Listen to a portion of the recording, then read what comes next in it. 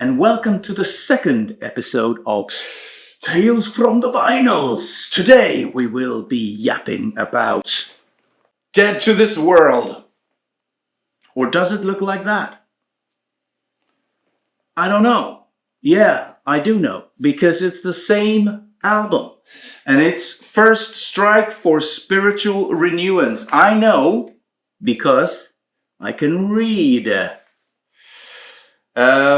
This is the band that Iscaria from Immortal started after Immortal decided to call it quits. I think it was around like Sons of Northern Darkness. Now, he went over to Nottingham to actually start another band with one of my absolute favorite vocalists of all time, and that is Martin Valkyrie of Skyclad and Sabbath. Now, that apparently didn't work out that well, so he went home, and after a while, this album came out. This is how it's supposed to look, and I can start off by telling you about the copies, because this copy was actually bought by Simon, our previous guitarist. He didn't know that this would be the artwork, and his disappointment knew no bounds, so he gave me this copy.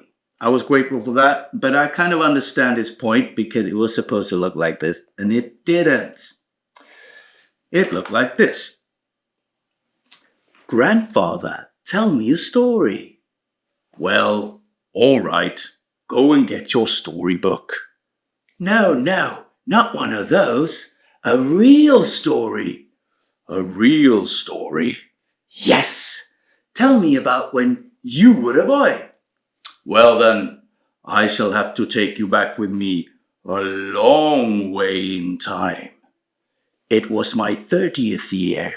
No, it was like my 32nd year. I was working with Daniel. This is kind of how we met. But anyway, we were working within like some sort of construction thingy. I got kind of fed up after a year, but that's another story. What is the story, though, is that we had a car ride to make from Stockholm to the archipelagos of Stockholm.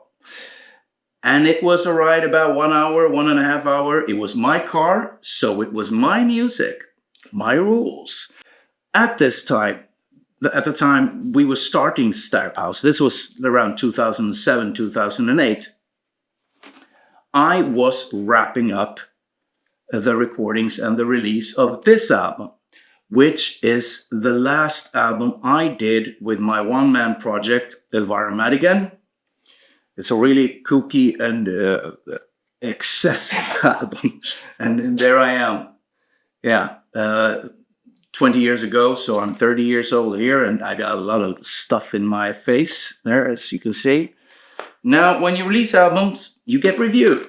And you buy the magazines that you get reviewed in, partly because you want to see what the reviewer says, even though they're mostly wrong. Sometimes they're right when they give you good reviews. I got reviewed in this magazine, so I bought it. And I thought this is going to be a good investment, because when I'm 100 years old and I'm at the old folks' home, and I don't remember anything, I need these things to remember I did kooky music. And here we go. There's a review here of the Elvira album Regency. It was a favorable review for once.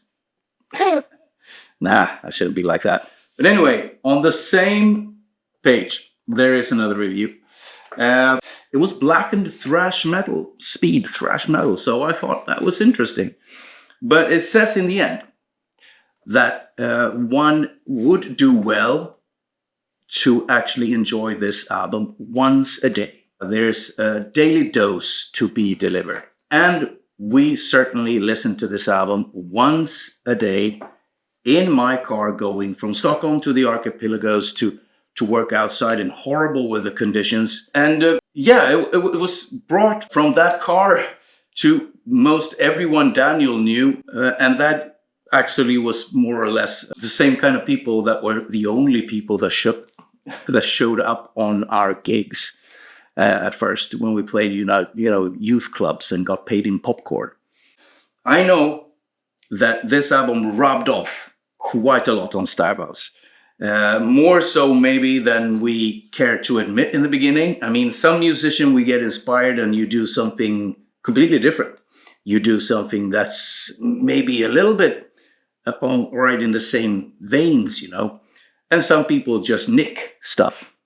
And to be completely honest, I'm pretty sure we had the song called Goat Boat, because there's a song on this album called Goat Power. And I know for a fact, and Daniel who wrote the song, he totally nicked the vocal pattern, the vocal rhythms of the song Unholy Inquisition for a song on this album that brilliantly named Chili Con Carnage and the Tex-Mex Execution.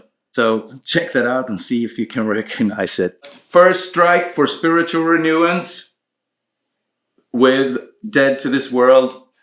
By far the best song, in my opinion, would be 1942. But every song is absolutely brilliant on this one. Listen to it.